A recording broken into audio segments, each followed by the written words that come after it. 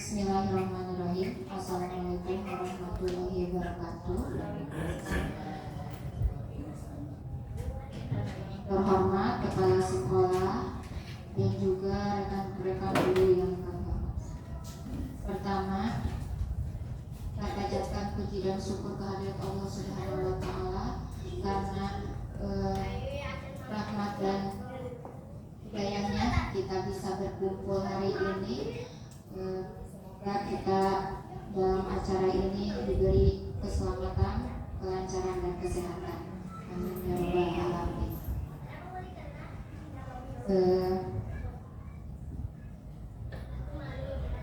Pertama, kita akan mulai dengan pembacaan kegiatan hari ini, yaitu acaranya pertama sesi pembukaan, kedua sesi penyampaian materi, kedua menyanyikan lagu Indonesia Raya, ketiga pemaparan materi, keempat tanya jawab, dan kelima penutup. Mari sekarang kita selanjutnya yaitu kita acara dengan pembukaan. Kita membuka dengan mengucapkan basmalah. Bismillahirrahmanirrahim. Selanjutnya yaitu kita menyanyikan lagu Indonesia Raya. Kepada Ibu, kepada Brida, kami persilakan.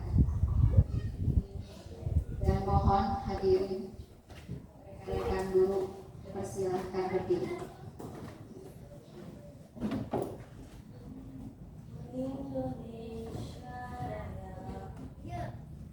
Indonesia tanah airku, tanah tumpah darah. Di sanalah aku berdiri, jadi pandu ibu. Indonesia kebangsaanku, bangsa dan tanah airku. Marilah kita berseru, Indonesia bersatu. Hiduplah tanahku, hiduplah negeriku, bangsaku, rakyatku semuanya. Bangunlah jiwanya, bangunlah badannya untuk Indonesia Raya. Indonesia Raya, merdeka, merdeka, tanahku, negeriku yang ku cinta. Indonesia Raya, merdeka, merdeka, hiduplah Indonesia Raya. Indonesia Raya, merdeka, merdeka, tanahku, negeriku yang ku cinta. Indonesia Raya, merdeka, merdeka, hiduplah Indonesia Raya.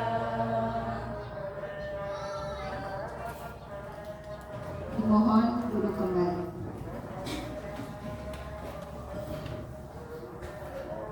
Selanjutnya yaitu ke acara pemaparan materi oleh kepala sekolah, yaitu tentang diseminasi budaya positif.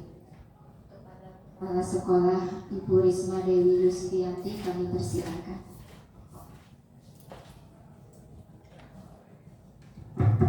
Terima kasih. Assalamualaikum warahmatullahi wabarakatuh. Alhamdulillahirabbil alamin. Allahumma sholli wa sallim ala sayyidina Muhammadin wa ala alihi wa sahbihi ajmain. Robi Srohi Sodri wa Yasirli Amri Walul Uqdatam min lisani yafqahu qawli. Yang saya hormati dan saya banggakan Bapak dan Ibu SDM Pagarsari, terima kasih atas kehadiran Bapak dan Ibu semuanya dalam kegiatan diseminasi budaya positif. Semoga kita semua ada dalam keadaan sehat walafiat. Kegiatan hari ini dapat berjalan dengan lancar dan ada dalam lindungan Allah Subhanahu wa Ta'ala. Salawat serta salam semoga terlimpah curah kepada junjungan kita semua, Nabi Bana wa Habibana Nabi Muhammad SAW. Semoga kita menjadi umatnya sampai kelak dan mendapatkan syafaatnya. Bapak dan Ibu, pada siang hari ini izinkan saya untuk menyampaikan aksi nyata di mana kegiatan ini merupakan salah satu tugas yang harus saya penuhi sebagai calon guru penggerak Kabupaten Cianjur. Kegiatan belajar kami dimulai dari bulan April. Ya, jadi dari bulan April sampai pertengahan Juni ini kami calon guru penggerak Kabupaten Cianjur sudah mempelajari modul 1. Aksi nyata pada hari ini merupakan implementasi dari modul 1.4.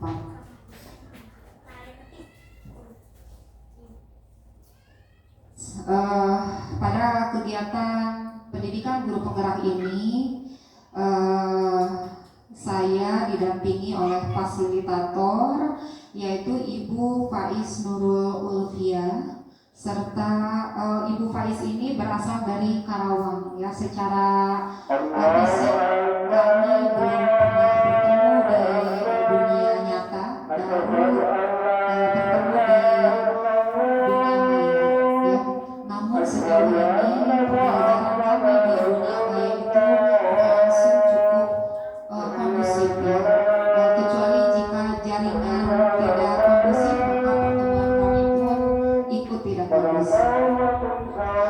Lantas selanjutnya saya didampingi oleh pengajar praktik yaitu Ibu Juningsih. Beliau adalah pengawas sekolah di Kecamatan Gekbrong. Bapak dan Ibu, apa yang menjadi tujuan pembelajaran khusus dari kegiatan kita hari ini? Pembelajaran khusus pada kegiatan hari ini adalah calon guru penggerak dapat menyampaikan pembelajaran dari penerapan konsep inti dari modul budaya positif serta pemahaman mereka mengenai konsep-konsep inti dalam modul budaya positif. Ya, modul budaya positif ini begitu padat akan isi dan banyak hal-hal baik yang dapat kita implementasikan di sekolah. Nanti kita akan bedah ya, apa itu budaya positif. Tabel rancangan tindakan aksi nyata ya, pertama dilatar belakangi oleh penerapan budaya positif merupakan suatu tindakan perubahan yang akan mengubah karakter murid. Perubahan ini yang pada akhirnya akan mengarah kepada tujuan pendidikan, yaitu terbentuknya profil pelajar Pancasila. Tujuan dari rancangan tindakan aksi nyata ini adalah yang pertama menumbuhkan budaya disiplin positif pada seluruh warga sekolah. Jadi menumbuhkan budaya disiplin positif ini tidak hanya kepada siswa saja, tetapi seluruh warga sekolah, yaitu mencakup siswa, guru, kepala sekolah, komponen lainnya di sekolah yaitu komite dan orang tua siswa. Yang kedua, menanamkan segitiga restitusi pada setiap permasalahan di sekolah. Nah, mungkin untuk segitiga restitusi ini adalah hal yang baru bagi kita, atau mungkin kita baru mengenal apa itu segitiga restitusi. Nanti kita akan bedah di materi selanjutnya. Tolok ukur dari kegiatan ini adalah pembuatan keyakinan kelas dan penerapan segitiga restitusi. Lini masa tindakan yaitu melakukan sosialisasi kepada guru tentang budaya positif. Yang kedua, melakukan curah pendapat dengan guru mengenai apa saja yang mereka yakini baik untuk dilakukan sebagai bahan pembuatan keyakinan sekolah. Selanjutnya, memberikan penguatan kepada murid mengenai pentingnya keyakinan kelas yang sudah dibuat bersama. Selanjutnya, melakukan restitusi kepada murid yang melakukan kesalahan. Yang terakhir, menerapkan dan menguatkan program kelas mengenai pelaksanaan sikap-sikap positif.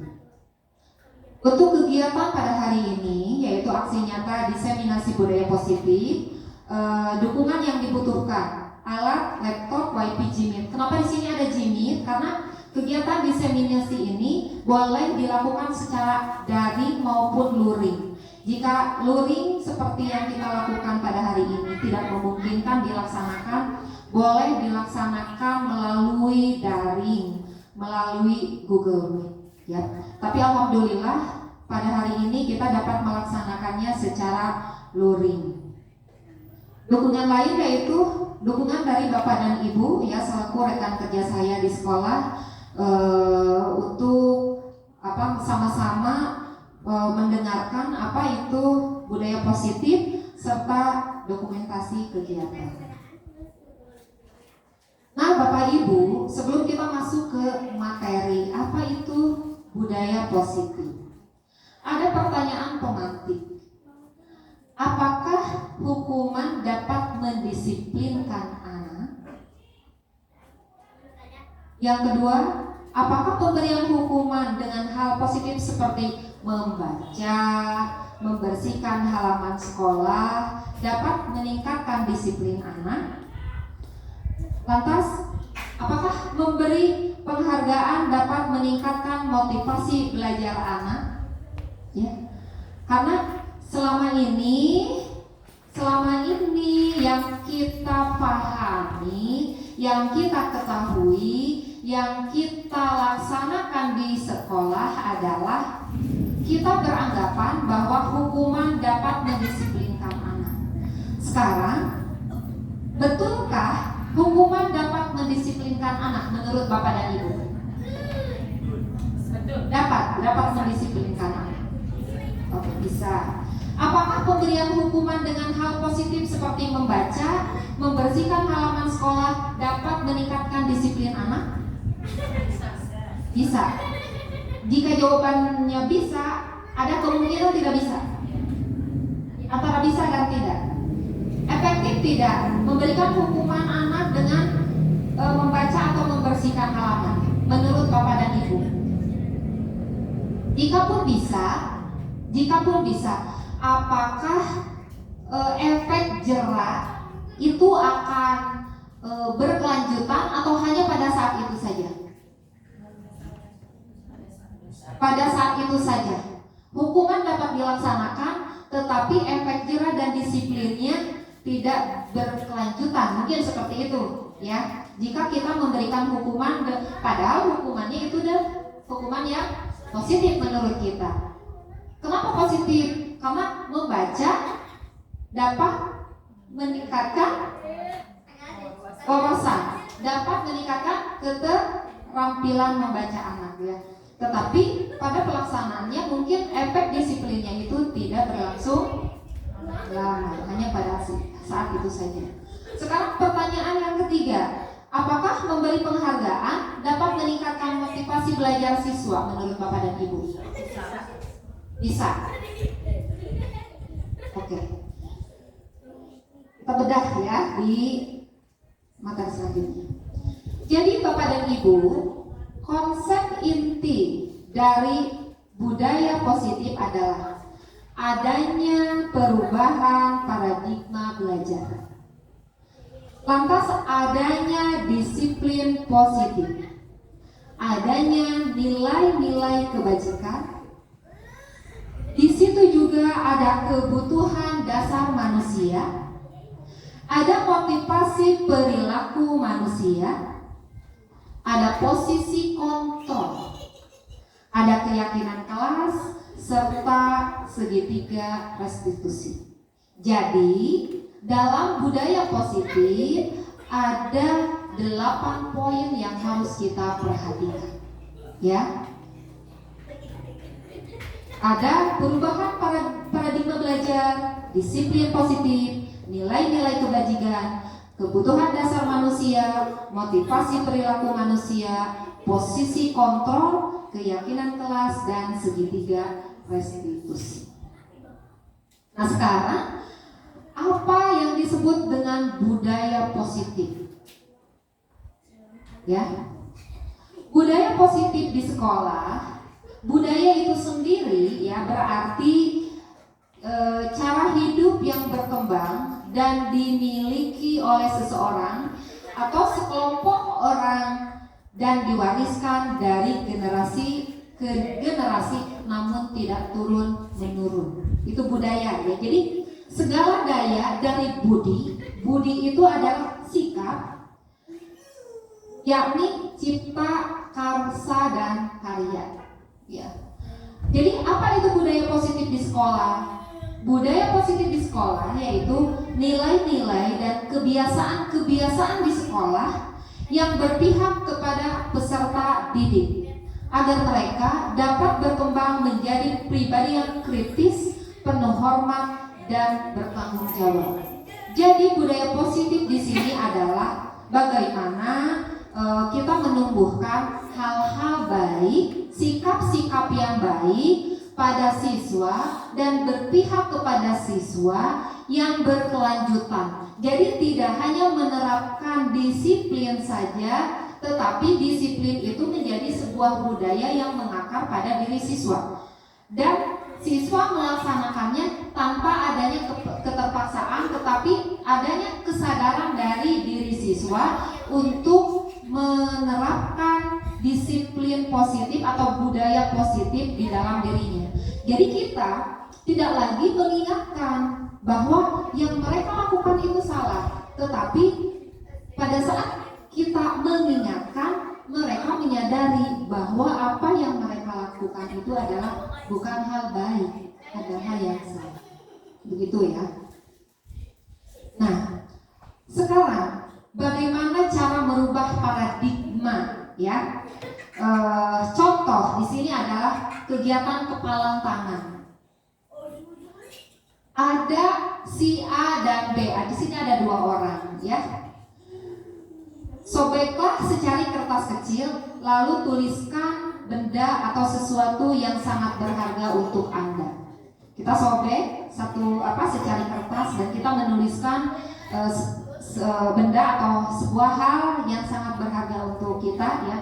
Letakkan di salah satu tangan dan genggam kertas tersebut atau benda tersebut ya dengan segala daya, sekuat tenaga ya. Kita buat kepalang yang kuat.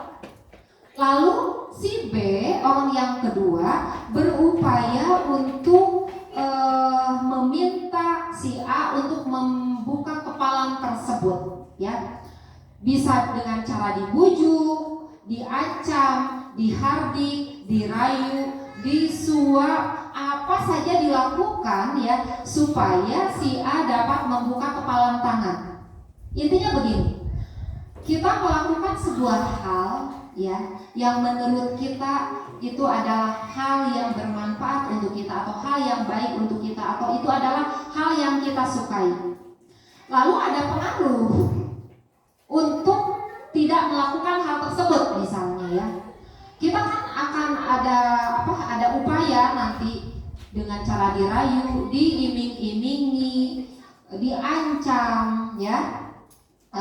Dibujuk, segala daya pasti akan dilakukan untuk mendapatkan keinginannya, untuk mengetahui, untuk menggagalkan. Apa yang terjadi jika kita dipaksa untuk melakukan hal-hal yang kita tidak mau dan kita pertahankan. Apakah orang tersebut akan mengikuti kemauan kita? Gitu ya. Kita posisikan sebagai si A dan si B. Jika kita menjadi si A, apa yang akan kita lakukan? Apakah mengikuti keinginan si B karena ada iming-iming? Tidak. Akan mempertahankan. Apakah kita akan mengikuti keinginan si B karena adanya ancaman, takut misalnya? Tidak. Gitu ya. Meskipun ada ancaman, meskipun ada iming-iming, ada hadiah yang ditawarkan, kita akan tetap bertahan untuk mempertahankan keyakinan kita. Jika kita menjadi posisi si B, nih, ini kan yang berkeinginan nih, merebut istilahnya. Apa yang akan kita lakukan?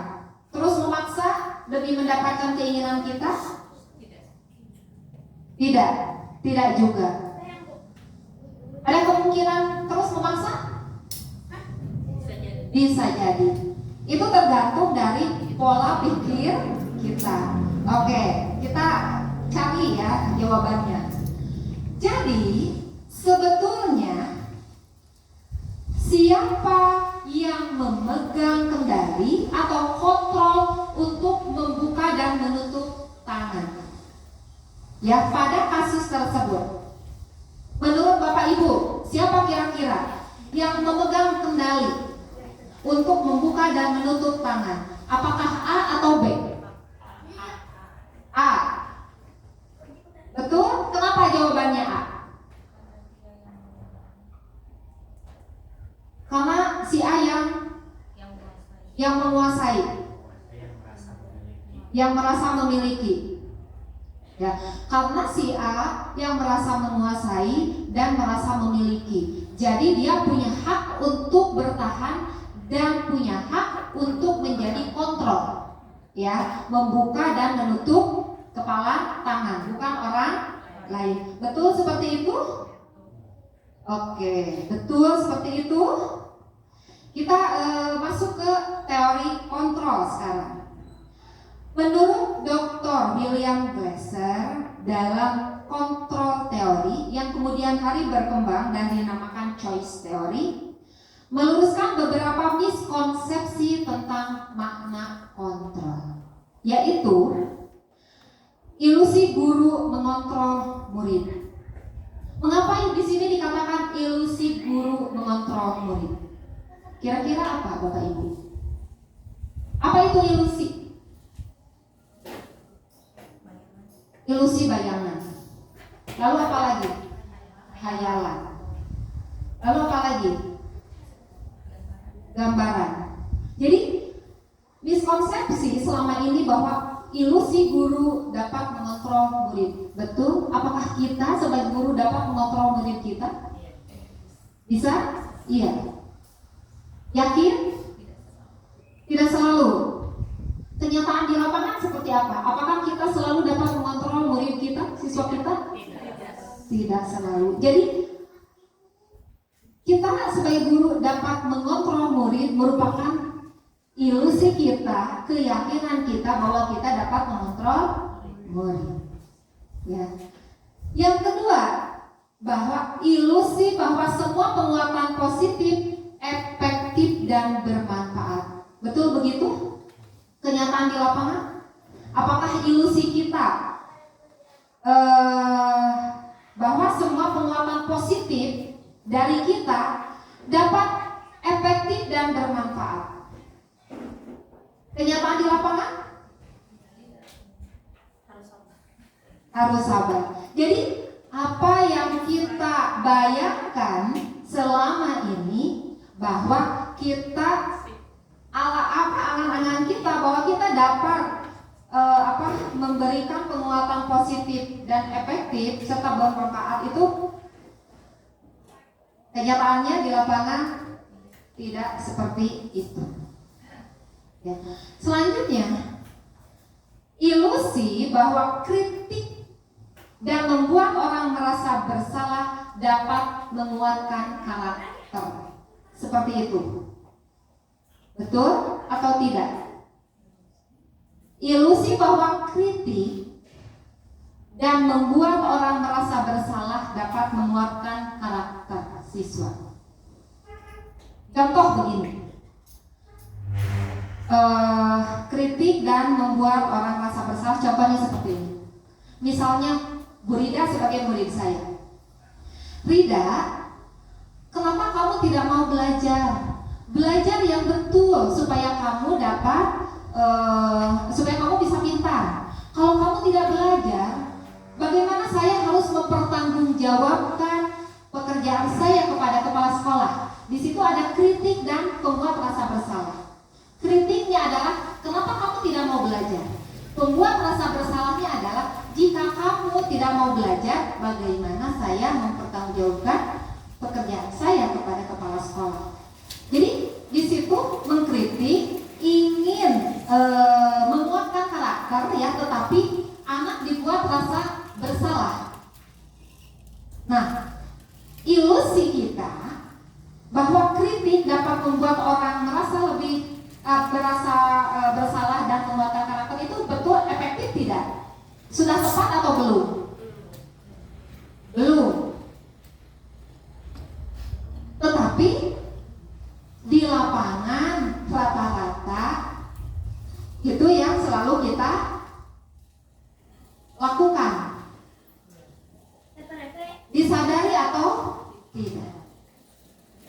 Selanjutnya, ilusi bahwa orang dewasa memilih hak untuk memaksa. Ilusi bahwa orang dewasa, kita sebagai orang dewasa mempunyai hak untuk memaksa. Sudah tepat atau belum? Ya, kita flashback ke lapangan. Sudah tepat atau belum dengan kondisi di lapangan?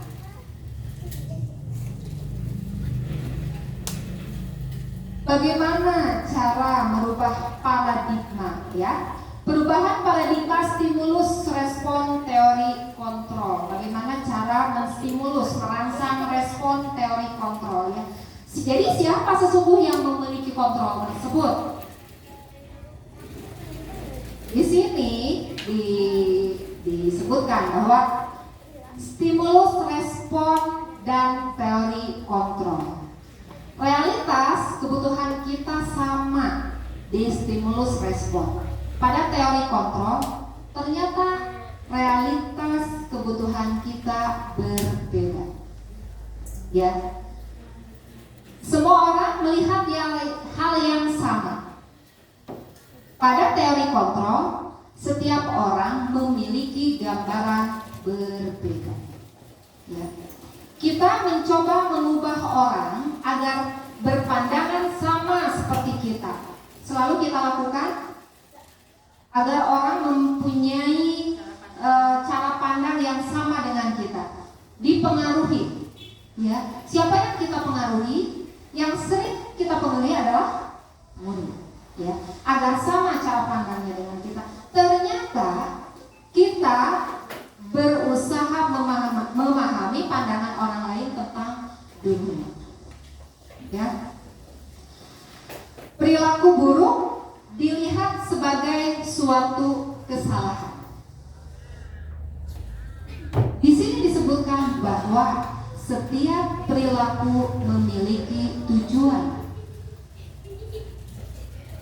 Selanjutnya, orang lain bisa mengontrol saya. Kenyataannya, hanya kita yang dapat mengontrol diri kita. Ya.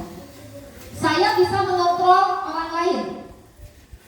Kenyataannya, kita tidak bisa mengontrol orang lain. Pemaksaan ada pada saat bujukan gagal. Betul? Kenyataannya, kolaborasi dan konsensus menciptakan pilihan-pilihan baru. Ya. Model berpikir menang atau kalah. Seharusnya di teori kontrol adalah model berpikir menang-menang. Jadi tidak ada menang kalah.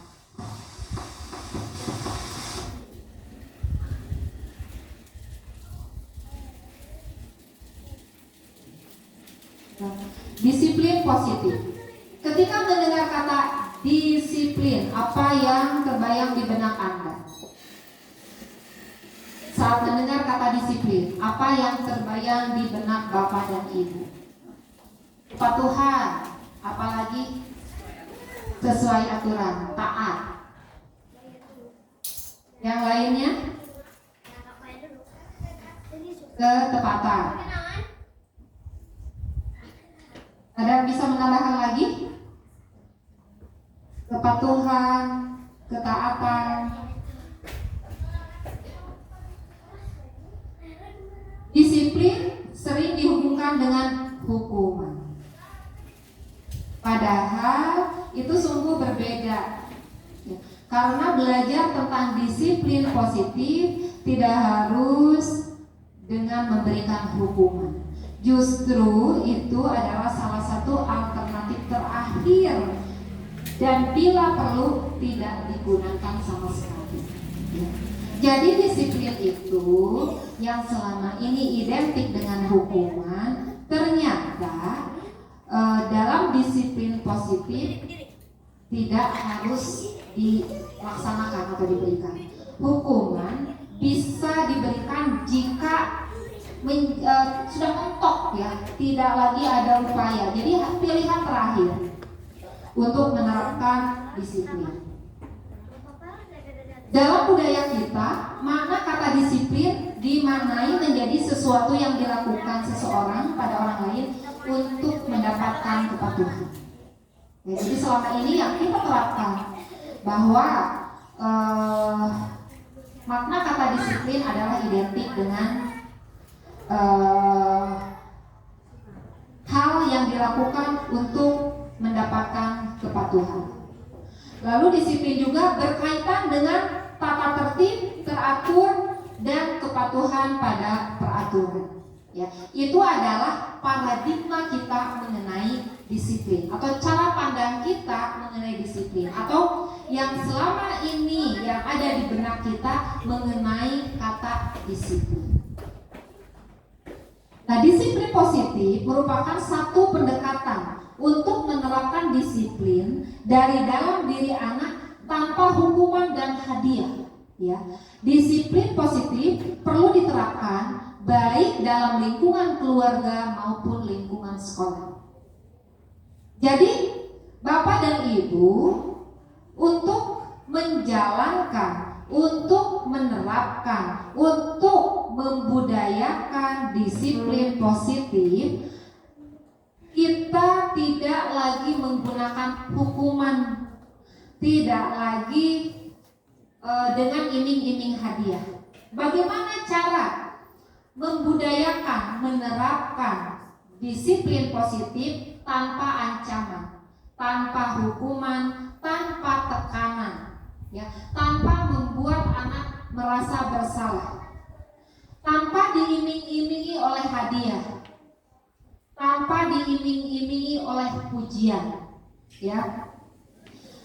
Bagaimana cara efektif untuk menerapkan disiplin positif ini baik di lingkungan sekolah, di lingkungan rumah, di lingkungan dimanapun anak itu berada. Artinya, apa yang kita terapkan di sekolah tidak hanya dilaksanakan di sekolah saja oleh siswa, tetapi juga anak mempunyai kesadaran tersebut untuk melakukannya di rumah, untuk melakukannya di lingkungan dimanapun dia berada. Ya, tidak terbatas di sekolah saja, tidak terbatas di rumah saja.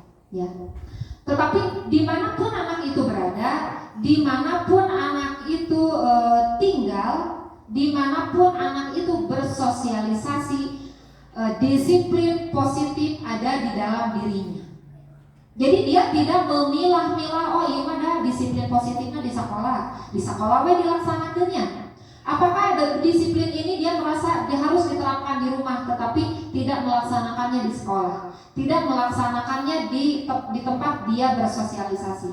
Satu disiplin positif dapat dia terapkan, dapat dia implementasikan, ya, dapat siswa itu implementasikan dimanapun siswa tersebut bersosialisasi, siswa tersebut tinggal. Mengapa disiplin positif ini harus diterapkan, ya? Tujuan penerapan disiplin positif, ya, sebagai pendidik, tujuan kita adalah menciptakan anak-anak yang memiliki disiplin diri, sehingga mereka bisa berperilaku dengan mengacu pada nilai-nilai kebajikan universal dan memiliki motivasi intrinsik bukan ekstrinsik, ya. Nah, mengapa harus perilaku mereka ini harus mengacu pada nilai-nilai kebajikan universal dan memiliki motivasi intrinsik bukan ekstrinsik, ya? Karena kebajikan universal ini menyeluruh, gitu ya, menyeluruh. Jadi tidak terpaku pada satu tempat saja. Jadi nilai disiplin positif di sekolah tidak hanya untuk di sekolah saja. Contohnya begini, ya. Misal untuk disiplin positif keyakinan kelas, misal. Salah satu keyakinan kelas, tidak boleh membuang sampah di dalam kelas. Ada nilai kebajikan universal tidak di situ? Hanya kebajikan tidak boleh membuang sampah di dalam kelas. Berarti kalau di luar kelas boleh. Apakah itu kebajikan universal? Bukan. Jadi penerapan yang bagusnya bagaimana kalimatnya? Tidak boleh membuang sampah sembarangan atau membuang sampah pada tempatnya. Jadi dimanapun anak itu tinggal, berada, baik di sekolah, baik di rumah atau di lingkungan tempat tinggalnya, di tempat ia bersosialisasi, dia sadar bahwa membuang sampah itu tidak boleh sembarangan, tidak boleh kemana saja, harus ke tempat sampah. Jika kesadaran itu sudah dimiliki oleh anak, disiplin positif itu sudah dimiliki oleh siswa, maka pada saat dia bisa di jalan, dia makan yang ada bungkusnya. Sebelum dia menemukan tong sampah, dia akan menggenggam bungkus makanan tersebut yang sudah menjadi sampah. Dia akan genggam sampai dia menemukan tong sampah dan membuang pada tong sampah tersebut.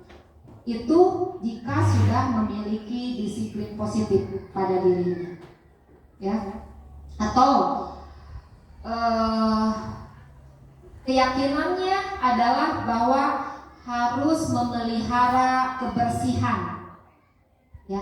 Dimanapun dia berada, siswa itu berada, dia akan menjaga kebersihan tersebut, baik di lingkungan kelas, di lingkungan sekolah, di lingkungan rumah. Karena sudah tertanam disiplin positifnya bahwa harus menjaga kebersihan lingkungan. Jadi motivasinya berasal dari dalam, motivasi intrinsik, bukan lagi suruhan, ya, bukan lagi motivasi ekstrinsik. Jadi sudah ada tertanam di dalam diri siswa tersebut. Nilai-nilai kebajikan universal, ya. Nilai-nilai kebajikan adalah sifat-sifat utama, sifat-sifat positif manusia yang merupakan tujuan mulia yang ingin dicapai setiap individu. Nilai-nilai tersebut bersifat universal dan lintas bahasa, suku bangsa, agama maupun latar belakang. Jadi nilai-nilai kebajikan ini merupakan sifat-sifat positif manusia, ya, dan bersifat universal, luas, ya, tidak sempit, lintas bahasa, lintas suku bangsa, agama maupun latar belakang. Artinya lintas bahasa ini dapat dimengerti oleh semua kalangan, ya. Bisa menggunakan bahasa daerah, bisa menggunakan bahasa asing, tetapi hakikatnya artinya sama. Lalu suku bangsa, jadi tidak mengikat salah satu suku bangsa, tidak mengikat ras, tidak mengikat sebuah agama maupun latar belakang dari siswa tersebut. Nilai-nilai kebajikan yang diyakini dan disepakati bersama dari beberapa institusi pendidikan, ya, mengacu pada profil pelajar Pancasila, di mana profil pelajar Pancasila ini ada 6 dimensi. Yang pertama adalah beriman, bertakwa kepada Tuhan Yang Maha Esa dan berakhlak mulia, mandiri, bernalar, kritis, berkebinekaan global, bergotong royong dan kreatif, ya. Lantas dari IBO Primary Years Program, sikap murid toleransi, rasa hormat, integritas, mandiri, menghargai, antusias, empati, keingintahuan, kreativitas, kerjasama, percaya diri, dan komitmen. Lalu ada 9 pilar karakter dari Indonesia Heritage Foundation atau IHF.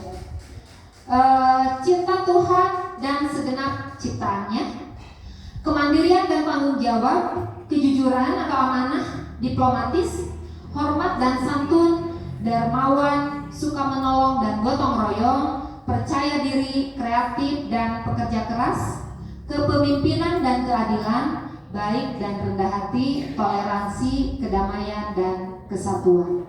Jadi ini adalah contoh-contoh nilai kebajikan yang diyakini dan disepakati bersama dari beberapa institusi pendidikan yang bisa kita gunakan dalam membuat disiplin positif atau budaya positif.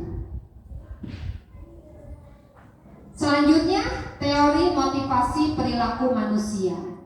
Semua perilaku manusia memiliki tujuan.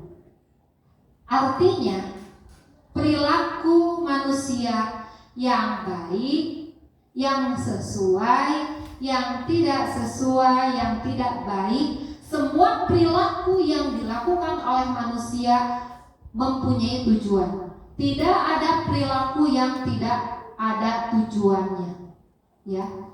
Misalnya kita berperilaku baik, pasti ada tujuan yang ingin dicapai. Perilaku yang tidak baik pun pasti ada tujuan, ada muara yang ingin dicapai, ya. Ada muara yang akan dituju, ya. Apa saja? Di sini perilaku manusia untuk menghindari ketidaknyamanan hukuman. Apa yang akan terjadi apabila saya tidak melakukannya? Untuk mendapatkan imbalan dari orang lain atau institusi, apa yang akan saya dapatkan apabila saya melakukannya? Untuk menghargai, jadi motivasi perilaku manusia untuk menghargai diri sendiri, menjadi insan sesuai harapan kita. Saya akan menjadi orang yang seperti apa bila saya melakukannya. Ya, itu adalah perilaku manusia. Ya, perilaku manusia yang jelas di situ di dalamnya ada motivasi atas perilaku yang dilakukannya.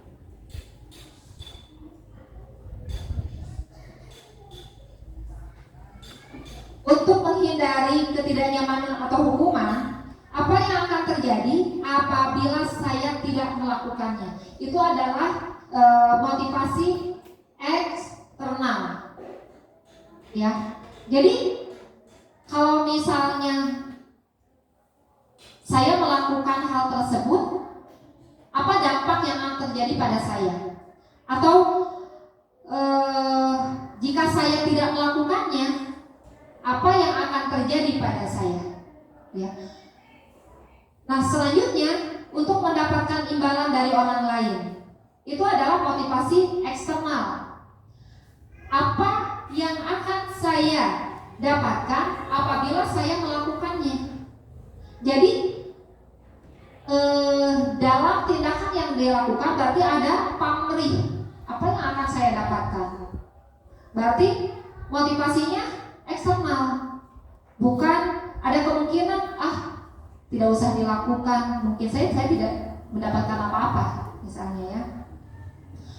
Nah, contoh motivasi internal ya, tujuan dari disiplin positif. Apa yang kita lakukan tujuannya untuk menghargai diri sendiri, untuk menjadi insan yang sesuai dengan harapan kita.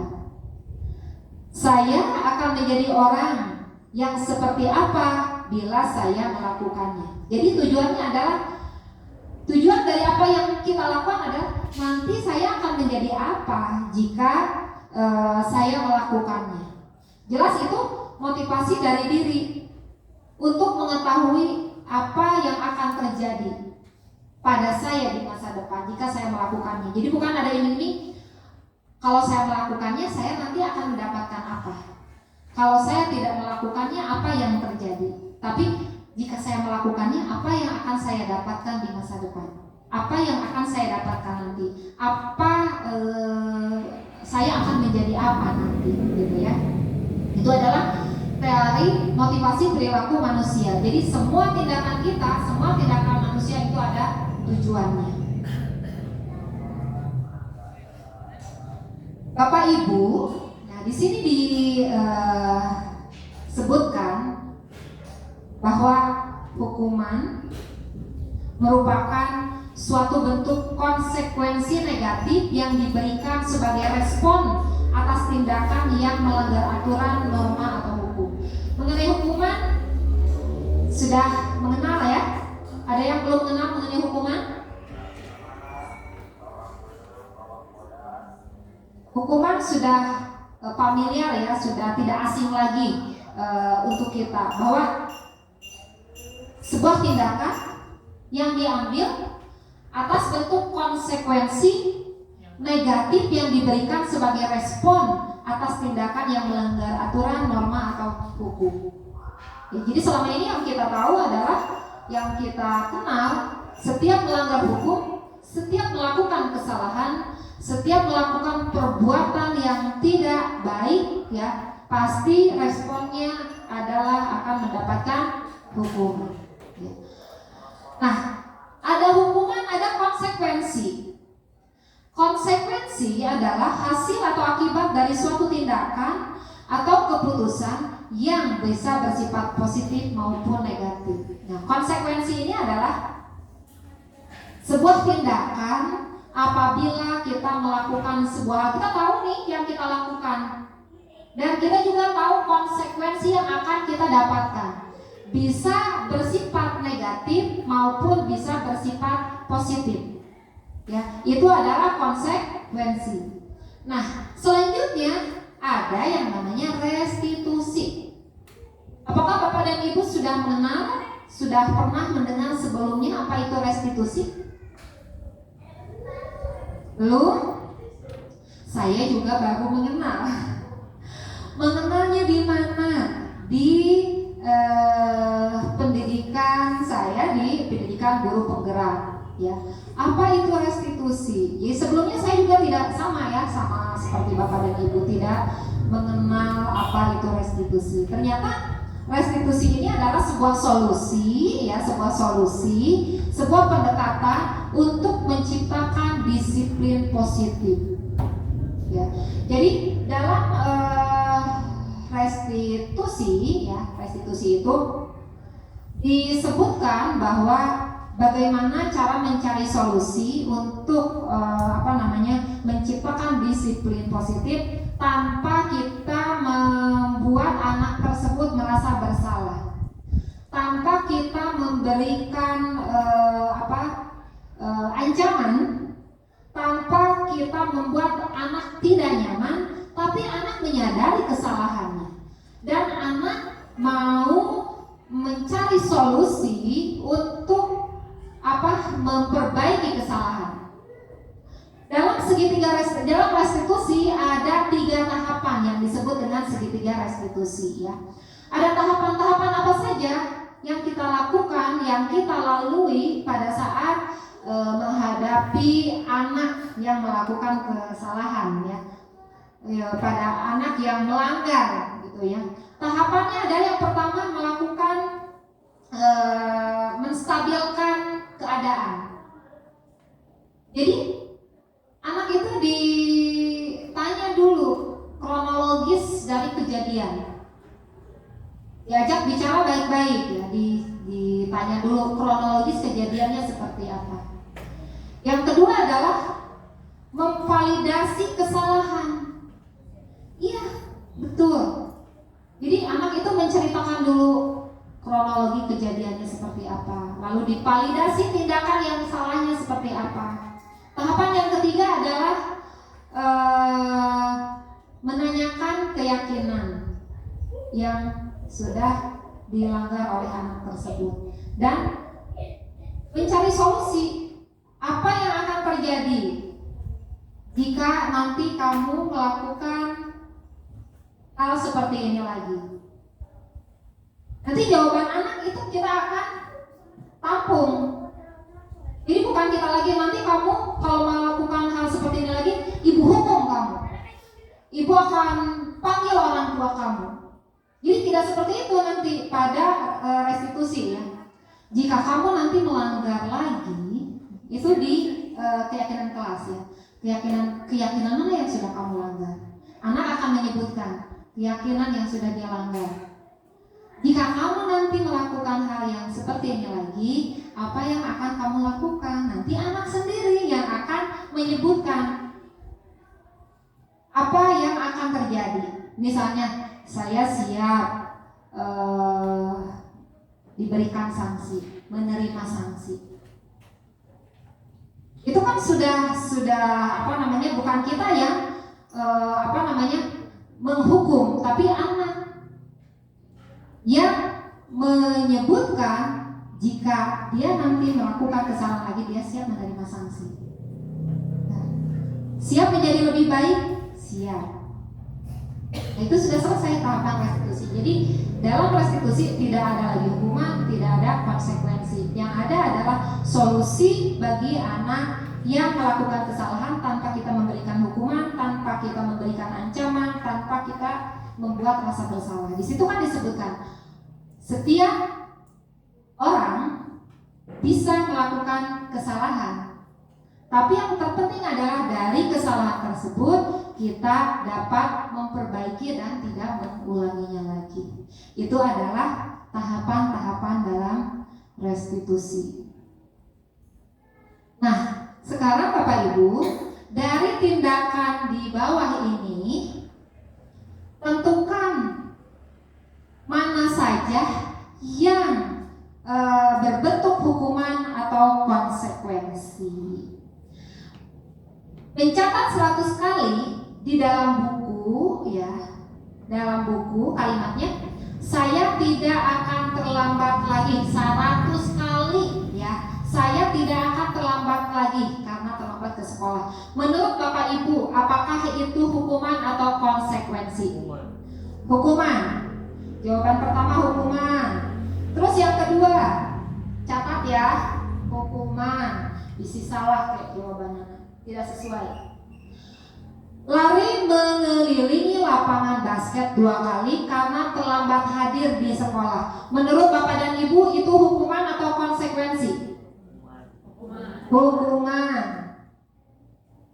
Selanjutnya, pernyataan selanjutnya, murid diminta untuk push up 15 kali karena tidak menggunakan masker ke sekolah. Itu hukuman atau konsekuensi? Konsekuensi atau hukuman? Murid diminta untuk push up 15 kali karena tidak menggunakan masker ke sekolah. Hukuman atau konsekuensi? Konsekuensi? Hukuman. Ada yang menjawab hukuman dan ada yang menjawab konsekuensi. Mengapa? Itu adalah hukuman. Pak Tio? Karena ada fisik Bu di sana, Ustaz. Oh, ada kegiatan fisik. Iya. Ya. Kalau yang menjawab push up ya, jadi ada kegiatan push up karena tindakan atau kelalaian yang dilakukan oleh siswa ya. Yang menjawab konsekuensi. Ya, kenapa alasannya? Mungkin karena emang ada tata aturan yang mengharuskan memakai masker itu. Ada tata aturan yang menggunakan masker tetapi tidak dilakukan. Oh, jadi itu masuknya ke konsekuensi. Baik. Lalu pernyataan selanjutnya, menggantikan kertas tugas teman yang telah dicoret-coret. Itu masuknya ke dalam hukuman atau konsekuensi? Konsekuensi. Kenapa? Mengganti kertas tugas teman yang telah dicoret-coret. Bentuk tanggung jawab atas tindakan yang dilakukan ya. Selanjutnya, membersihkan tumpahan air di meja tulis karena tersenggol pada saat belajar. Apakah itu hukuman atau konsekuensi? Konsekuensi. Kenapa? Karena udah numpangin air di meja ya berarti harus bersihin Bu. Oh, karena sudah menumpahkan air di meja Bersihin kembali. harus dibersihkan kembali. Yang tadinya meja bersih harus bersih kembali. Yang tadinya kering harus kering kembali. Selanjutnya, murid disuruh untuk mengenakan sepatu seharian di sekolah karena tidak murid disuruh untuk mengenakan sepatu seharian di sekolah karena tidak mengenakan sepatu. Sepertinya lepas ngetik ya. Murid disuruh untuk menanggalkan sepatu seharian di sekolah karena tidak mengenakan sepatu hitam. Jadi seharian murid tersebut tidak menggunakan sepatu karena tidak menggunakan sepatu hitam. Karena aturan di sekolahnya harus menggunakan sepatu hitam. Menurut Bapak Ibu itu adalah konsekuensi atau hukuman? Hukuman. Kenapa itu disebut dengan hukuman? Ada apa ya? Kalau murid disuruh menanggalkan sepatunya Bu, seharian di sekolah nggak pakai sepatu kan Bu, berarti mempermalukan si murid itu Bu. Mempermalukan. Bagus sekali jawabannya Pak Tio, masuk akal ya. Yang lain? Hukuman atau konsekuensi? Hukuman. Jadi akibat dari tindakan yang diterima oleh siswa untuk tidak mengenakan sepatu karena sepatu yang digunakannya salah, tidak berwarna hitam. Jadi seharian tidak menggunakan sepatu itu merupakan bentuk hukuman karena adanya hal yang dapat mempermalukan anak tersebut. Ya. Selanjutnya, lari mengelilingi lapangan basket 2 kali karena terlambat 10 menit untuk pelajaran PJOK. Itu hukuman atau konsekuensi? Konsekuensi. Kenapa konsekuensi? Kenapa bukan hukuman? Kan mengelilingi lapangan basket 2 kali. Ketika terlambat ketika mengikuti pelajaran PJOK. Betul ya. Jadi Ada hubungannya. relevan ya. Relevan. Anak diberikan anak mengelilingi lapangan basket sebanyak 2 kali karena terlambat 10 menit saat mengikuti pelajaran PJOK. Apakah jawaban Bapak dan Ibu sudah tepat? Kita lihat. Hukuman betul. Mencatat 100 kali di dalam buku kalimat saya tidak akan terlambat lagi. Bentuknya hukuman. Karena alasannya ini belum ditanya tadi. Kalau menurut saya pribadi, kalau untuk saya tidak akan terlambat menulis itu 100 kali, itu lumayan pegel buat peserta didik. Kalau saya Relevan tidak hukumannya? Relevan tidak kegiatan yang diterima oleh anak ya karena terlambat ke sekolah dengan yang diterimanya, jadi harus menulis 100 kali. Relevan tidak? Dapat mendisiplinkan tidak? tidak. Jadi itu adalah hukuman. Yang kedua, lari mengelilingi lapangan basket 2 kali karena terlambat hadir sakit di sekolah. Itu juga bentuknya hukuman. Lalu murid diminta untuk push up 15 kali karena tidak menggunakan masker ke sekolah. Tadi ada 2 jawaban. Ada yang menjawab hukuman, ada yang menjawab konsekuensi. Ternyata yang tepat jawabannya adalah hukuman. Lalu selanjutnya, menggantikan kertas tugas teman yang telah dicoret-coret. Itu masuknya ke konsekuensi. Jawaban Bapak dan Ibu tadi hampir seluruhnya menjawab konsekuensi. Selanjutnya, pernyataan membersihkan tumpahan air di meja tulis karena tersenggol pada saat belajar. Itu adalah konsekuensi atas tindakan yang dilakukan atau dibuat. Pernyataan selanjutnya, murid disuruh untuk menanggalkan sepatu seharian di sekolah karena tidak menggunakan sepatu hitam. Itu adalah bentuknya hukuman, jelas ya. Dan tadi alasan yang diberikan oleh Pak Tio itu sudah tepat karena hal tersebut dapat menimbulkan rasa malu siswa sehingga hal tersebut nantinya akan berdampak buruk pada siswa, dapat menimbulkan atau menurunkan rasa percaya diri. Selanjutnya, lari mengelilingi lapangan basket 2 kali karena terlambat 10 menit untuk pelajaran PJOK. Itu adalah konsekuensi. Kenapa tidak hukuman? Tadi sudah dijawab dengan jelas oleh Pak Tio. Apa tadi Pak Tio? Karena ada hubungannya dengan kegiatan program pelajarannya, Iya. pemanasan. Tepat sekali ya. Jadi kenapa itu bukan hukuman, tapi konsekuensi karena kegiatan tersebut diterima oleh siswa berhubungan dengan pelajaran yang akan dilakukan oleh siswa tersebut, yaitu PJOK. Bisa jadi mengelilingi lapangan tersebut sebuah pemanasan sebelum melaksanakan olahraga. Selanjutnya, Bapak dan Ibu, setelah tadi pertanyaan-pertanyaan atau pernyataan-pernyataan pemantik mengenai hukuman dan konsekuensi, kita sekarang bedakan ya.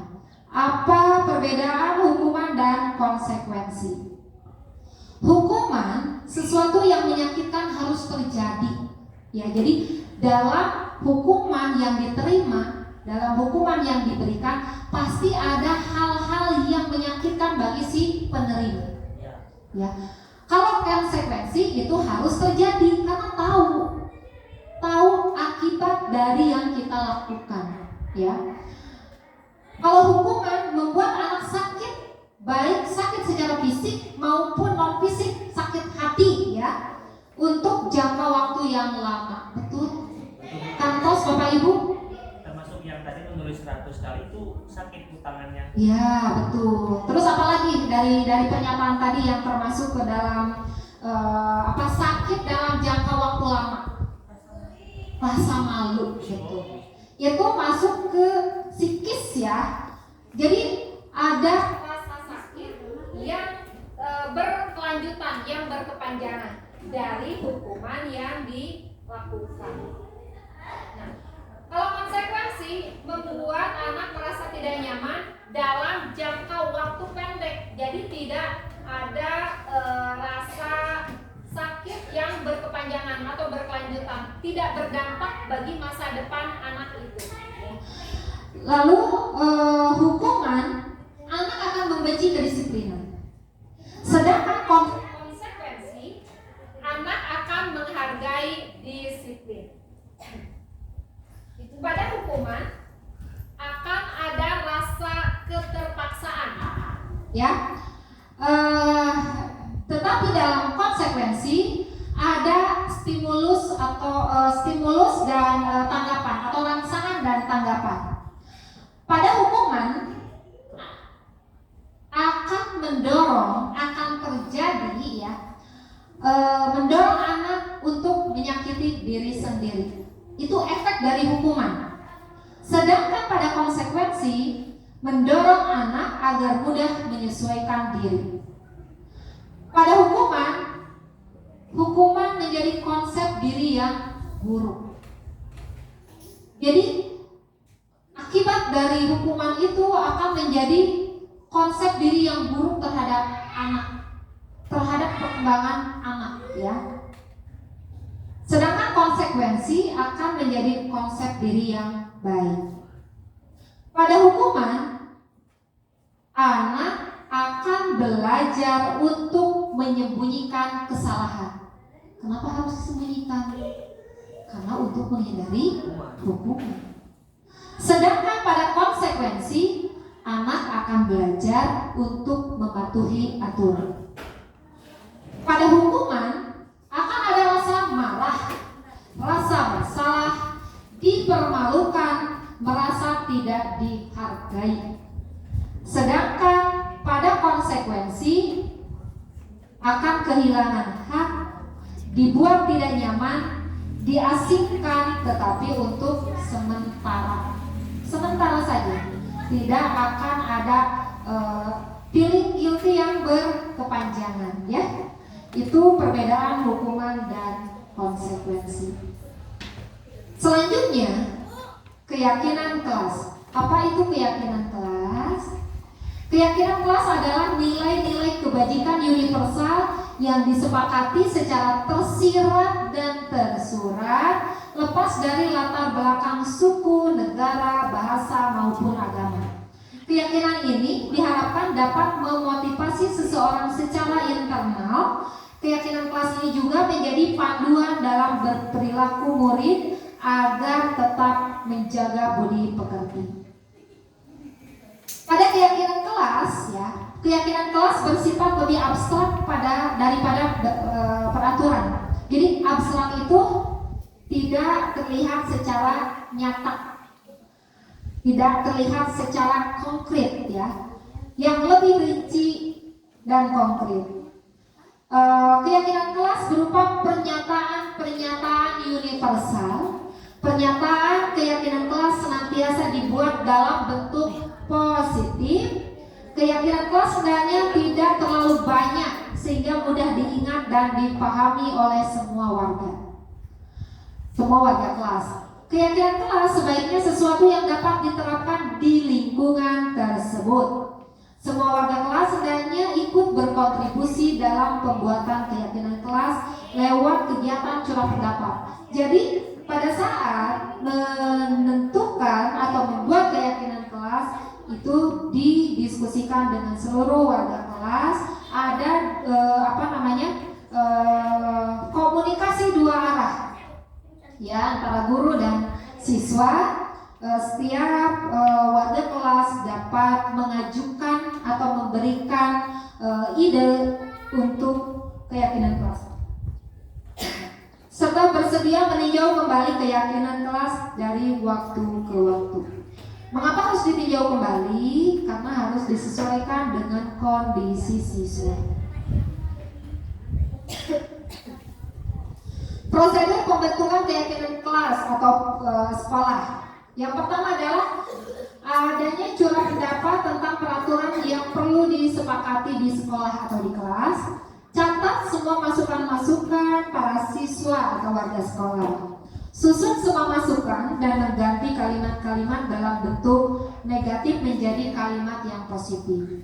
Tinjau kembali daftar curah pendapat yang sudah dicatat. Tinjau ulang keyakinan sekolah atau kelas secara bersama-sama.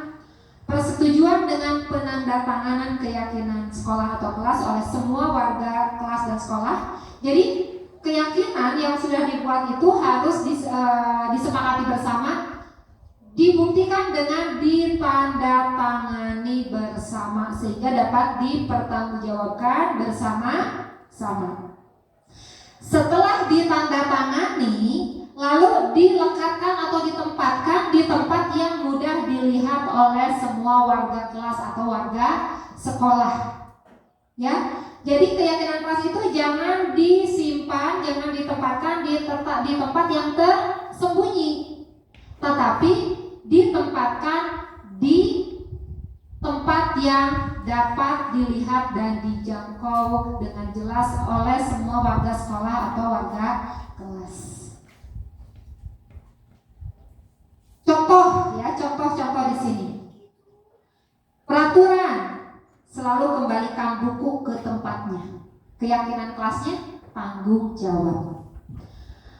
Dilarang mengganggu orang lain. Keyakinan kelasnya menghormati orang lain. Hadir di sekolah 15 menit sebelum pembelajaran dimulai. Keyakinan kelasnya menghormati orang lain, berkomitmen. Dilarang melakukan kekerasan. Keyakinan kelasnya keselamatan, menghormati orang lain. Dilarang menggunakan narkoba. Keyakinan kelasnya kesehatan. Bergantian atau menunggu giliran. Keyakinan kelasnya menghormati orang lain dan bersabar. Gunakan masker. Keyakinan kelasnya kesehatan dan keselamatan.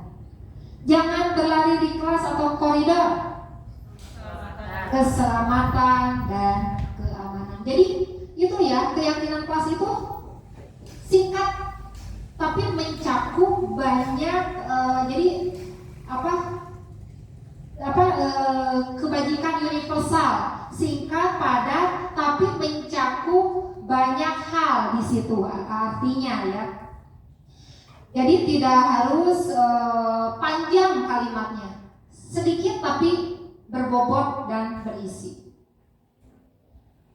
Bapak Ibu, selanjutnya mengenai kebutuhan dasar manusia. Ada 6 ya, kebutuhan dasar manusia. Kebutuhan bertahan hidup,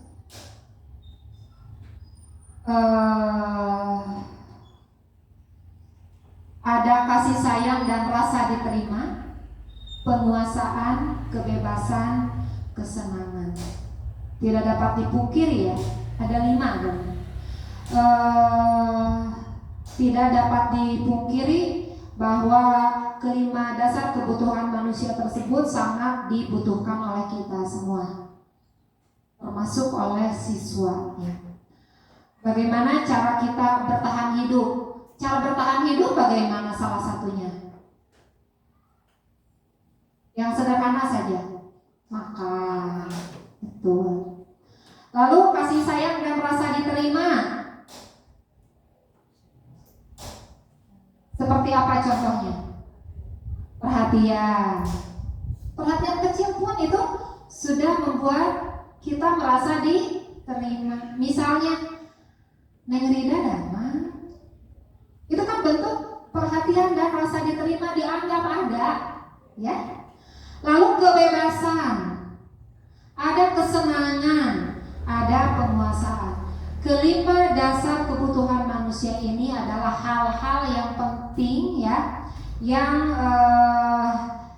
memang dimiliki oleh manusia, oleh setiap manusia. Nah, kebutuhan di sini dijelaskan kebutuhan bertahan hidup atau survival. Bersifat fisiologis, berhubungan dengan kebutuhan untuk bertahan hidup, misalnya kesehatan, rumah, makanan. Betul tadi Ibu Santi. Kebutuhan kasih sayang dan rasa diterima, kebutuhan untuk diterima, bersifat psikologis, berhubungan dengan koneksi sosial, memberi dan menerima kasih sayang, dan merasa menjadi bagian dari suatu kelompok. Yang selanjutnya penguasaan, kebutuhan pengakuan atas kemampuan, bersifat psikologis ya di sini di dalam diri, berhubungan dengan kekuatan untuk mencapai sesuatu, menjadi kompeten, menjadi terampil, diakui atas prestasi dan keterampilan kita, didengarkan dan memiliki rasa harga diri. Selanjutnya kebebasan, kebutuhan akan pilihan, bersifat psikologis, berhubungan dengan kemandirian, otonomi, memiliki pilihan dan mampu mengendalikan arah hidup seseorang.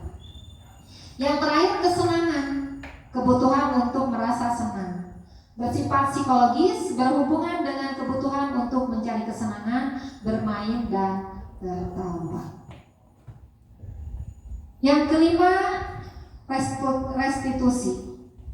5 posisi kontrol. Di sini di spesifikasi ya, 5 posisi kontrol sebagai guru, sebagai penghukum, Yang pertama, yang kedua sebagai pembuat merasa bersalah, yang ketiga sebagai teman, yang keempat sebagai pemantau, yang kelima sebagai manajer.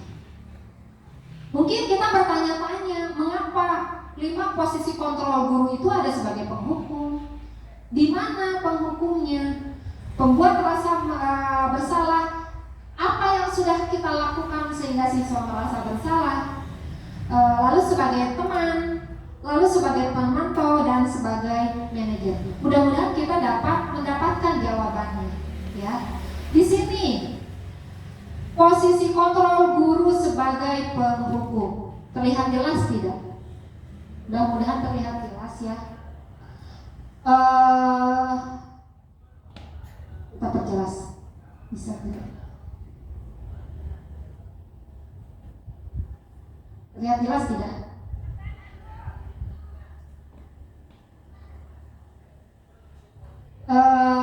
Posisi guru sebagai pembuat posisi guru sebagai penghukum. Posisinya, ya, posisi. Tindakan, misal memarahi, mengkritik, menyakiti, melakukan tindakan kekerasan. Contoh dalam perkataan, kalau kamu titik-titik, bapak atau ibu akan titik-titik.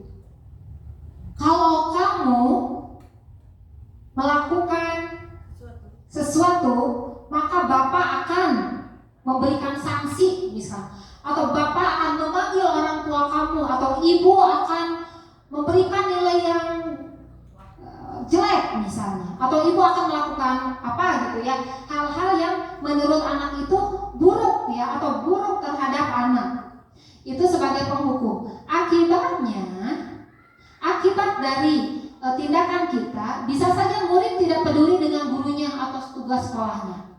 Kenapa? Karena hukuman tersebut murid akan menghindar. Pola perilaku melanggar yang berulang sebagai bentuk perlawanan murid, ya. Motivasi yang berkembang adalah motivasi ekstrinsik.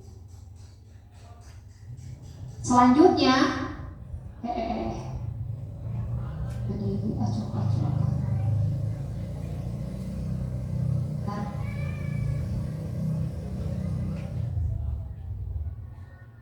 selanjutnya tadi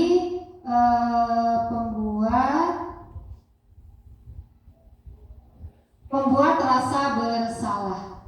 Tindakan mendiamkan, menceramahi, membuat rasa bersalah.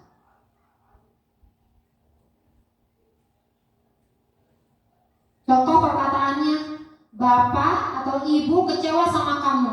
Kalau orang tua kamu tahu bagaimana? Timbul rasa bersalah dari siswa. Seharusnya kamu tahu titik, kurang banyak sekali kalimat-kalimat untuk anak. Akibat dari yang kita sampaikan pada anak, bisa saja murid merasa bodoh, murid merasa nakal, murid merasa sangat tidak baik, ya. Murid dia merasa bahwa saya ini begitu buruk. Timbul rasa tidak percaya diri. Kurang percaya diri, cemas, khawatir, dan salah. Motivasi yang berkembang adalah motivasi ekstrinsik. Selanjutnya, guru sebagai teman. Tindakan membuat pemakluman atas apapun tindakan anak. Jadi anak itu dimaklumi, diwajarkan setiap tindakannya, baik tindakan yang salah maupun tindakan yang benar. Kan hari teman seperti itu, ya. Kalau sama teman, salah pun akan dianggap betul, dimaklumi, diwajarkan. Contohnya, lakukan demi bapak dan ibu, ya, gini gitu, ya, ke anak. Akibatnya dari tindakan kita, guru adalah teman biasa yang bisa memaklumi kesalahannya. Jadi kita tidak dihargai lagi sebagai guru, karena murid merasa guru sebagai teman, tidak ada lagi marwah, tidak mau lagi anak itu disiplin, ya. Karena apa?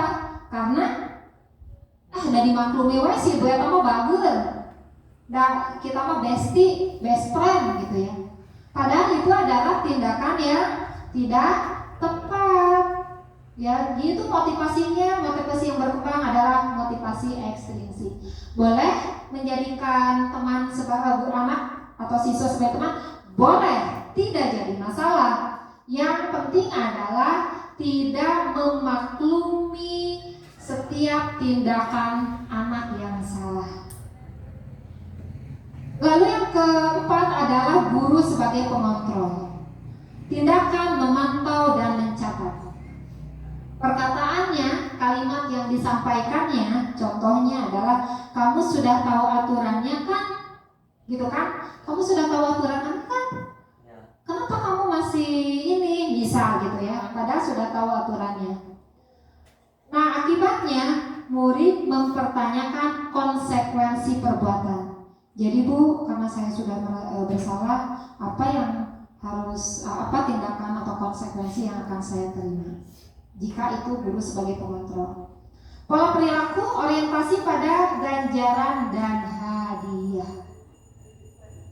Motivasinya ekstrinsik. Jadi kamu tahu kan aturannya, kalau kamu nanti ikut lomba, kalau kamu nanti juara, kamu tahu kan pasti kamu nanti akan ini gitu. Sama saja seperti kamu tahu kan apa yang sudah kamu lakukan, menurut kamu betul atau salah?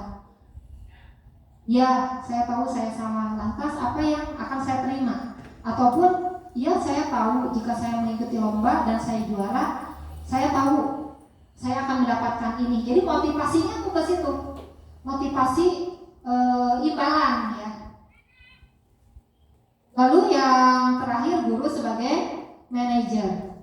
Bertanya dan membuat kesepakatan dengan murid. Tindakan yang dilakukan oleh guru adalah bertanya dan membuat kesepakatan. Contoh perkataannya, apa sebenarnya harapanmu?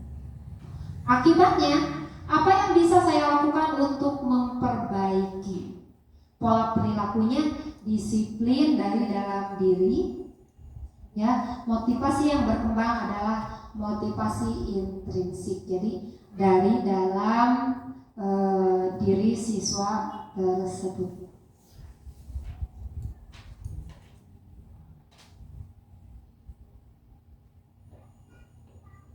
Selanjutnya, ini ada contoh simulasi video, tetapi ini sangat besar ya itunya videonya. Kita skip saja untuk simulasi video karena waktu juga sudah. Selanjutnya ada restitusi. Restitusi adalah proses menciptakan kondisi bagi murid untuk memperbaiki kesalahan mereka sehingga mereka bisa kembali pada kelompok mereka dengan karakter yang lebih kuat.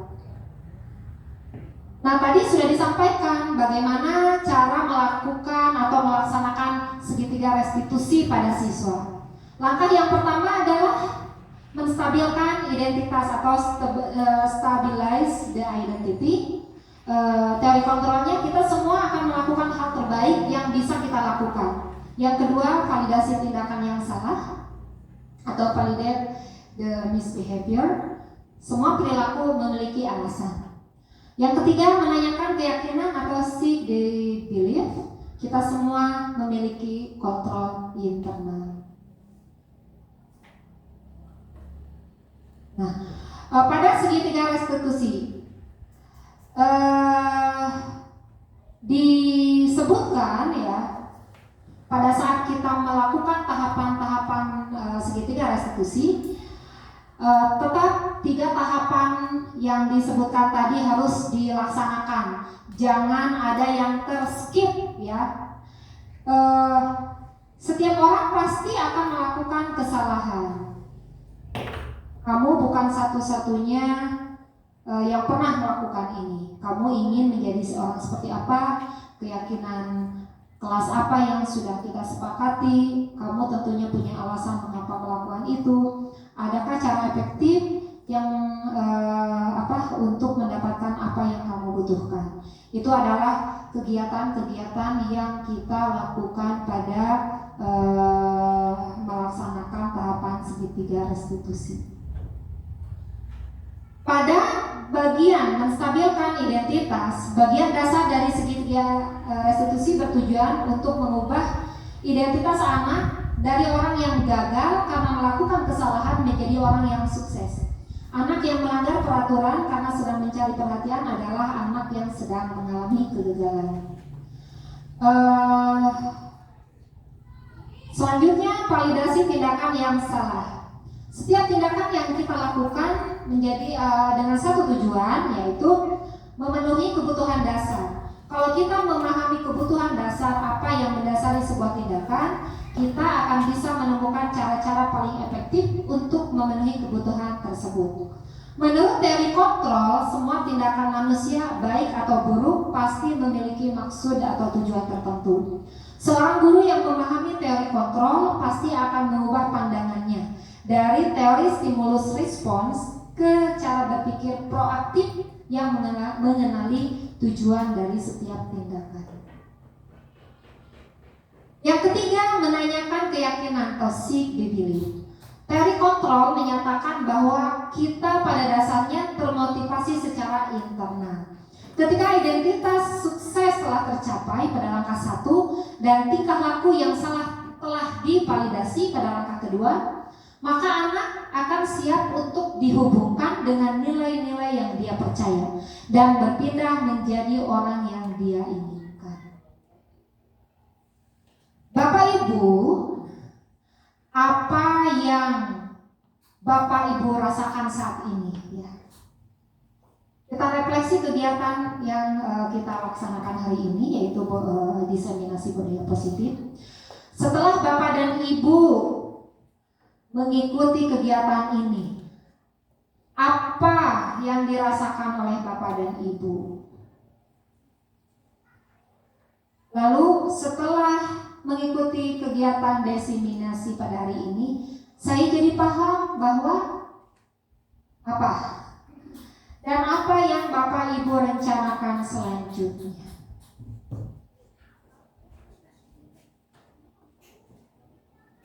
Ya, jadi harus jadi dari kegiatan yang kita lakukan hari ini ada refleksi yang tadinya kita tidak mengenal, ya, apa itu budaya positif. Setelah kegiatan hari ini, bagaimana perasaan Bapak dan Ibu?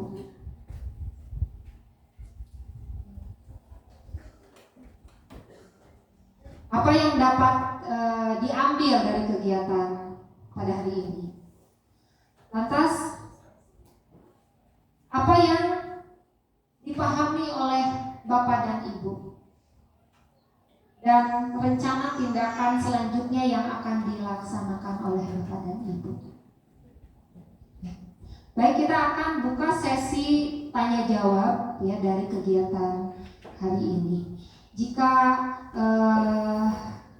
Bapak dan Ibu masih penasaran atau masih belum paham, itu adalah hal yang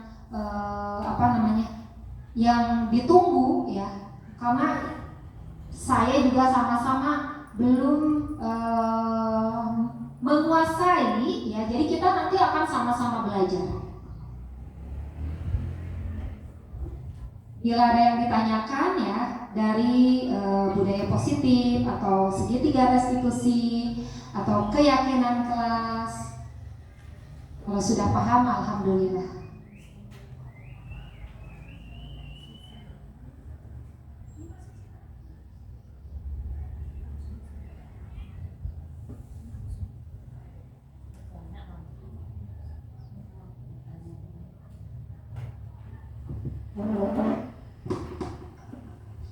Terima kasih kepada diri atas para materinya. Kemudian acara selanjutnya yaitu tanya jawab kepada rekan-rekan guru. Silakan untuk melakukan pertanyaan. Jika ada yang ingin ditanyakan atau menambahkan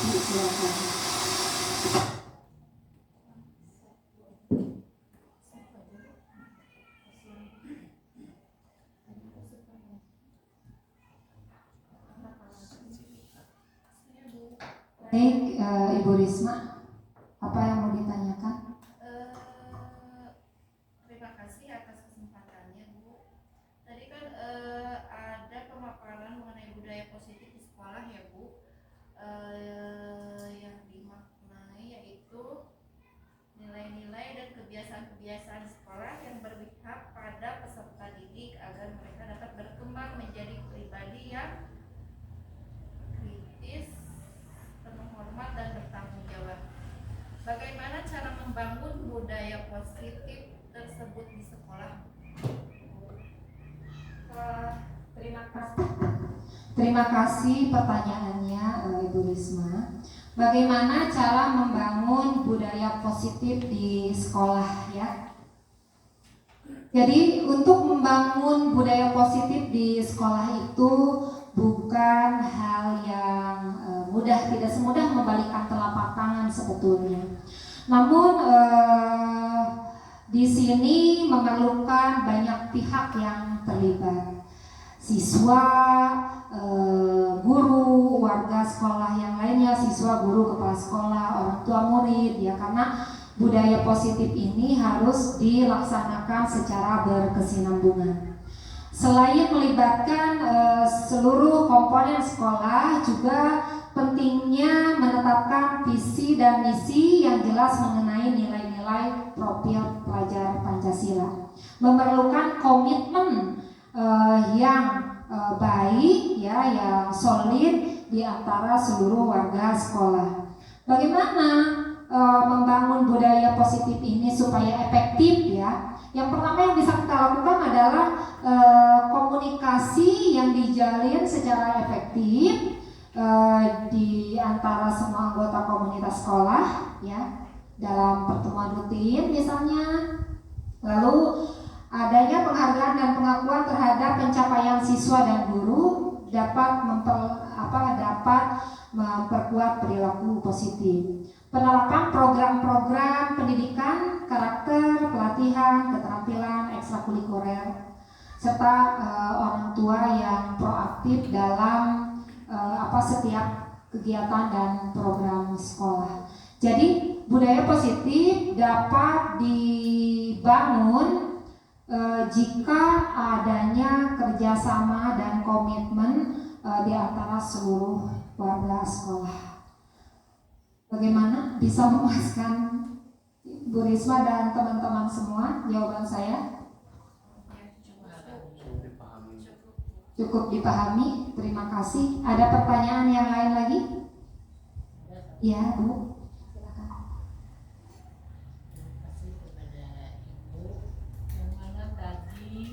Tentang tolak ukur pembuatan keyakinan kelas. Pertanyaannya Bu, apa beda keyakinan kelas dan tata tertib kelas? Perbedaan tata tertib kelas dan keyakinan kelas. Terima kasih Ibu Haji pertanyaannya. Bapak dan Ibu, selama ini kita mengenal tata tertib kelas ya, bukan keyakinan kelas. Nah, tata tertib kelas biasanya sudah ditentukan terlebih dahulu oleh guru. Contoh, di kelas tidak boleh makan, tidak boleh minum. Selama belajar harus memperhatikan dengan baik. Kalau ada sanksi jika melakukan tindakan yang salah, kan seperti itu. Jadi tata tertib itu sudah ditentukan, sudah ada di kelas. Sedangkan pada keyakinan kelas, untuk membuat sebuah keyakinan kelas diperlukan komunikasi dua arah antara guru dan siswa. Ya, jadi keyakinan kelas tidak ditentukan oleh guru, tapi berdasarkan kesepakatan yang dilakukan, yang dibangun antara guru dan siswa. Untuk membuat kesepakatan kelas, guru berkomunikasi aktif. Kapan dilaksanakannya? Sebelum pembelajaran dimulai. Apakah harian? Bisa. Untuk lebih efektif mungkin di awal tahun pelajaran, pada awal masuk di tahun pelajaran, kita membuat kesepakatan kelas dengan siswa. Kesepakatan kelas apa yang akan dibangun. Jadi anak tidak langsung disajikan tata tertib. Ini anak-anak tata tertib yang ada di kelas kita seperti ini. Anak tidak ditanya dulu. Ya, jadi hanya ada komunikasi satu arah. Sudah ditentukan konsekuensi, hukuman, dan aturan-aturan yang ada di kelas tersebut. Sedangkan keyakinan kelas dibuat bersama-sama, disepakati bersama-sama, dan dilaksanakan bersama-sama. Sehingga anak menyadari konsekuensi atau akibat yang dilakukannya apabila anak tersebut melanggar. Ya. Bagaimana Ibu Haji? Terima kasih pertanyaannya. Mudah-mudahan jawaban saya dapat memuaskan Ibu Bapak semua. Ada lagi pertanyaan yang lain? Cukup? Yang lain? Tidak ada?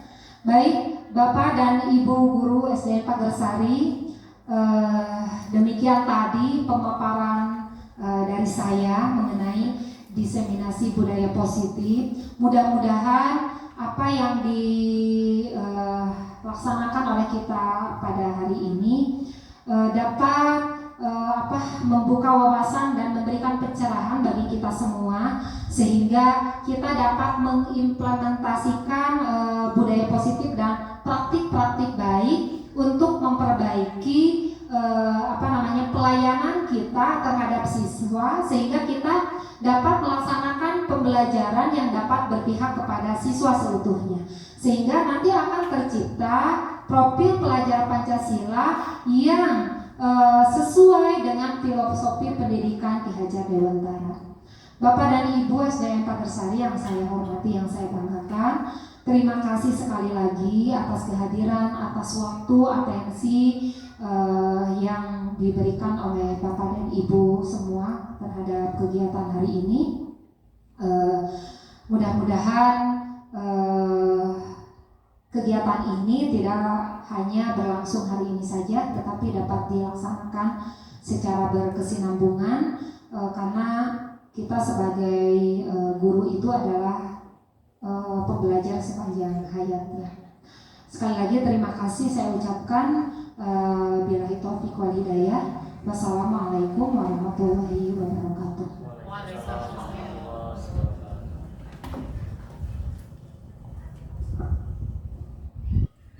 Terima kasih kepada Ibu Risma sebagai kepala sekolah.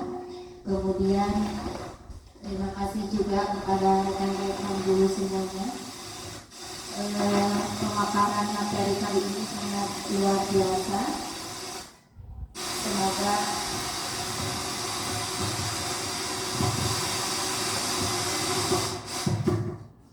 Semoga dari pemaparan materi tentang diseminasi budaya positif ini kita bisa diimplementasikan di sekolah kita, dan sekolah kita dapat dilaksanakan sesuai dengan kebutuhan yang berpusat pada murid.